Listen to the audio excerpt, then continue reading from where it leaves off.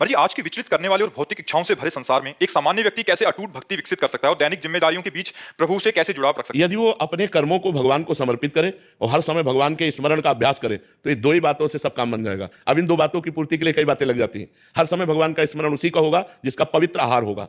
व्यवहार हर कर्म भगवान को वही समर्पित कर सकता है जिसका पवित्र आचरण होगा। आचरण पवित्र नहीं तो पाप कर्म भगवान को समर्पित नहीं किए जाते। भोजन पवित्र कहा जाता है, जैसा खाओगे अन्न वैसा बनेगा मन। तो अगर भोजन पवित्र नहीं तो आप हर समय स्मरण नहीं कर सकते हो। भोजन पवित्र करने के लिए धर्म की कमाई होनी चाहिए। धर्म से चलोगे और उससे जो पैसा आएगा, उससे जो भोजन करोगे, वो भोजन तुम्हारी भगवत स्मृति बढ़ाएगा। अधर्म करोगे, घूसखोरी करोगे, बेईमानी करोगे, उससे जो पैसा आएगा वो तुम्हारा लोभ बढ़ाएगा, तुम्हारे अंदर पाप बुद्धि बढ़ाएगा। तो हमें चाहिए पवित्र भोजन के द्वारा भगवत स्मृति बढ़ावें और पवित्र आचरण के द्वारा भगवान को कर्म समर्पित करें। इसी से भगवत प्राप्ति हो जाएगी। संसार में कर्म ही करना पड़ता है तो पवित्र कर्म करें, पाप कर्म ना करें। संसार में हमें भगवत स्मृति करना है, व्यापार नौकरी करते हुए, तो हमें अपनी बुद्धि पवित्र रखनी है। इसलिए हमें पवित्र आहार करना है, पवित्र पेय पीना है, जिससे हमारी बुद्धि पवित्र रहे। तो हम संसार में रहते हुए भी भक्त हैं। असलियत भक्ति का स्वरूप हृदय की स्थिति है। अगर अंदर से हम भगवान में लगे हैं तो हम पैंट शर्ट में भी संत हैं, और अगर हम संत वेश में भी भगवान के विरुद्ध आचरण करते हैं, पापी पुरुष हैं, संत नहीं है।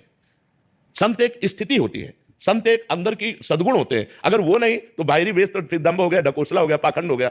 बाहरी वेश पुजवा कर रुपया ले सकते हैं, संसार के भोग ले सकते हैं, लेकिन भगवान को थोड़ी प्राप्त कर सकते हैं। तो हमारा अगर आंतरिक भाव हर कर्म भगवान को समर्पित करना और भगवत स्मरण करना, तो हम आधुनिक संसार के आधुनिक कार्य करते हुए भी भगवान को प्राप्त हो जाएंगे।